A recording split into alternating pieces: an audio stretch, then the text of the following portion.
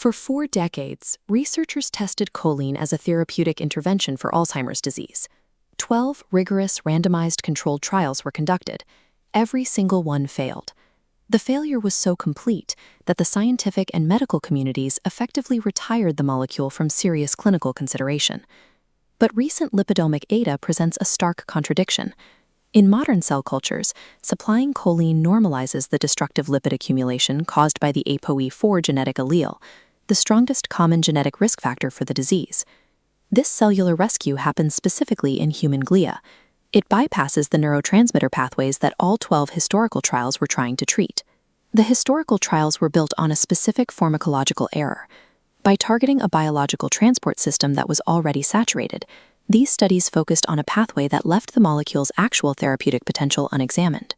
The early clinical trials were driven by the autocannibalism hypothesis, the proposal that a failing brain consumes its own membranes to maintain acetylcholine levels. This chart shows Michaelis-Menten kinetics for the CHT1 presynaptic choline transporter, plotting velocity against substrate concentration. The curve is steep, flattening quickly at a Km of 2 micromolar. Human fasting plasma choline naturally sits between 7 and 10 micromolar. Plotting a 10 micromolar baseline hits the CHT1 curve where it is practically flat. At this baseline, the transporter already operates at over 80% of its maximal velocity. This creates a ceiling effect. Flooding a patient with gram quantities of choline supplements cannot appreciably boost acetylcholine synthesis because the transporter is physically incapable of moving much more substrate. However, the brain has a second gate for choline. The blood-brain barrier transporter, FLVCR2, has a vastly different Michaelis constant of roughly 40 micromolar. At that exact same 10 micromolar baseline, the FLVCR2 transporter operates at only 20% capacity. The gate is wide open, resting in its most linear phase. The choline that crosses this specific barrier is not intended for the synapse. It is routed exclusively to the Kennedy pathway to synthesize cellular membranes. Transport kinetics effectively routed supplemental choline toward the cellular membrane, a target the historical trials never intended to measure. Modern evidence suggests APOE4 acts as a severe lipid handling defect, extending beyond its role as an amyloid risk factor. Inside APOE4 glia, lipids arrive but aren't properly deployed.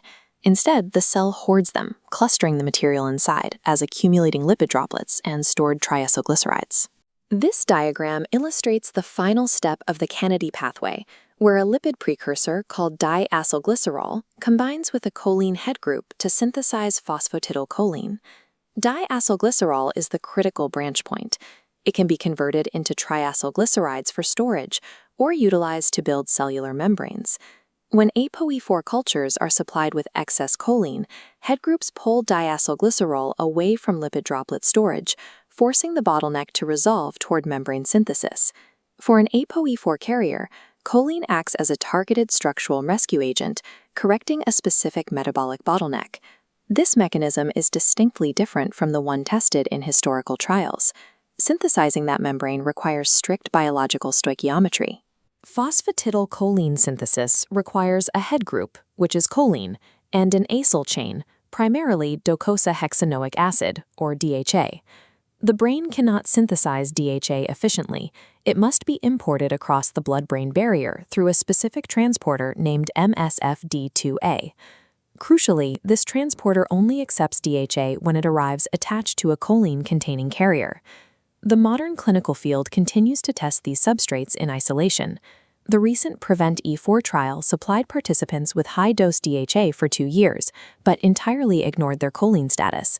While the trial proved it successfully forced DHA into the central nervous system, it produced zero cognitive or structural benefits.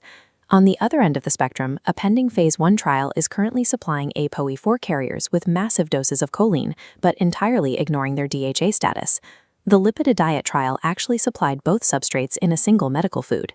But when publishing the data, researchers failed to stratify the clinical results by the APOE4 genotype, leaving the interaction unexamined. We have precedent for what this costs. The historical VitaCog trial proved that high-dose B vitamins slowed brain atrophy only in patients who already had adequate omega-3 status. If a patient lacks the required biological cofactor, a single nutrient intervention fails. Testing two halves of a molecule in isolation ensures failure in populations that require both halves simultaneously to synthesize a functional membrane. This does not mean APOE4 carriers should immediately begin megadosing. Choline bitartrate carries specific documented cardiovascular harms. Clinical studies demonstrate that the bitartrate salt format raises trimethylene N-oxide, or TMAO, and increases platelet reactivity. Equivalent dietary choline acquired from eggs or phospholipid supplements does not produce the same cardiovascular signal.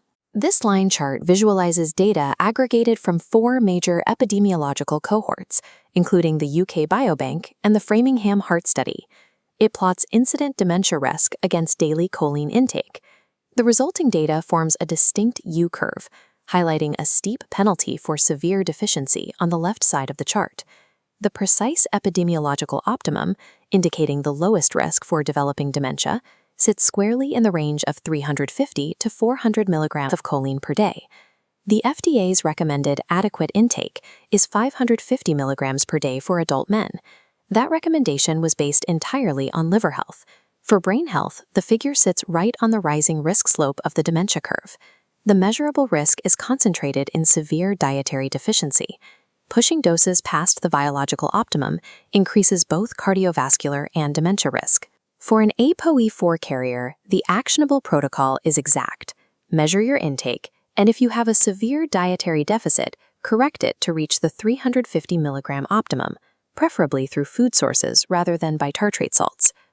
To settle the hypothesis, the scientific community needs to run a very specific experiment, a factorial randomized controlled trial supplying both choline and DHA simultaneously, stratified rigorously by APOE4 status using lipidomic endpoints.